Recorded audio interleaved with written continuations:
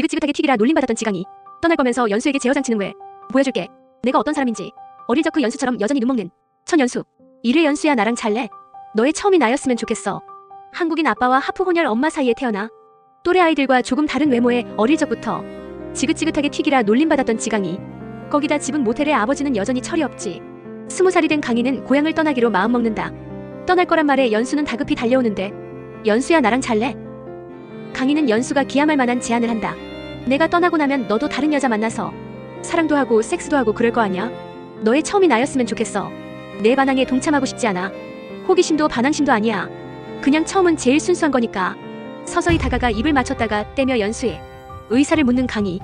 연수가 자신을 좋아하는 걸 알 텐데 이러는 건 제대로 꼬시는 거 싫어? 그만할까? 자면? 안 떠날 거야? 떠날 거야. 내가 남들과 다르다는 거 모르는 대로 갈 거야. 연수야 나랑 잘래? 결국 연수는 강희의 꼬드김에 넘어가 입을 맞췄고 그 후는 일사천리로 진행됐다. 살 빼지 마. 다른 사람 앞에서 안경 벗지 마. 눈웃음 치지도 마. 떠날 거면서 연수에게 제어장치는 왜? 조금은 이기적인 지강이었다. 이미 고시텔까지 구해놓고 떠날 결심을 굳게 세운 강희를 말릴 수 없어 연수는 눈물을 머금고 떠나는 강희를 배웅해준다. 상경한 강희는 인테리어 디자이너가 됐지만 임금체불로 신고를 했다가 블랙리스트에 오른다.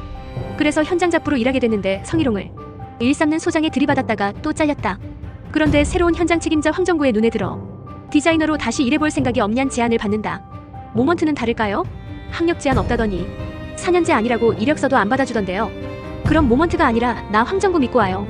포트폴리오를 준비해서 갔더니 황정구가 없다며 비서가 대놓고 전화로 강희를 욕하는데 그 때문에 자존심이 상한 강희는 돌아섰지만 연수도 버리고 온 걸 생각하며 전투 모드를 장착한다.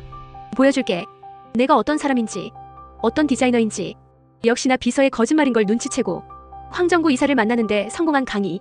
이력이 화려하지 않은 강희에 다들 무시하지만 정구만은 그녀의 가치를 알아보며 목 실장 밑에서 프로젝트 담당 디자이너로 일할 수 있게 해준다. 비록 3개월 인턴부터 시작이지만 기회였다. 에스더의 결혼 선물로 120평짜리 집을 인테리어 해주고자 한 클라이언트 금석형은 뭐든지 최고로 해달라고 얘기한다. 이에 목 실장은 알겠다며 미팅을 끝내려는데 살 사람의 의사는 안 듣냐며 제지하는 강희. 집에 사람을 맞추는 게 아니라 사람의 집을 맞춰야죠. 목 실장은 강희를 나무랐지만 금석형은 좋은 지적이라며 에스더를 부른다. 그리고 일정이 바쁜 목 실장을 대신해 강희가 에스더의 의견을 반영한 인테리어를 구상하는데 목 실장은 모두의 앞에서 강희를 디자인을 무시했다. 그리고 늘 하던 모던한 디자인을 고수한다. 고시원 살면서 노가다 뛰는 밑바닥 인생은 감히 그 세계에 범접을 할 수가 없다고.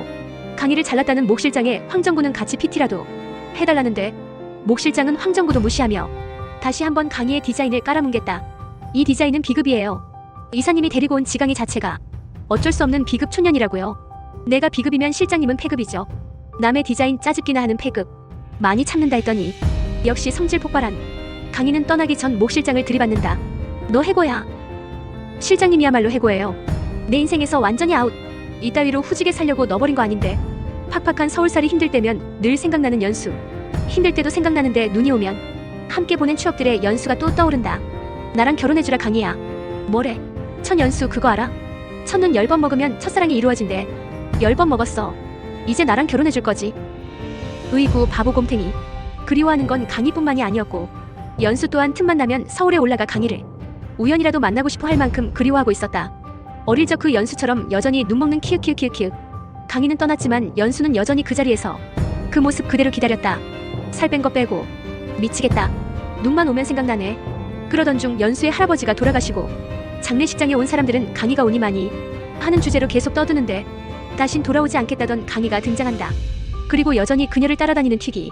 이러니까 강희가 고향을 싫어하지. 강희가 왔단 소식에 연수는 제일 먼저 뛰쳐나가 그녀를 끌어안았다.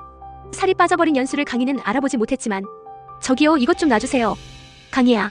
할아버지가 돌아가셨어. 천연수. 이 영상이 즐거우셨다면 구독과 좋아요로 다음 소식을 놓치지 마세요.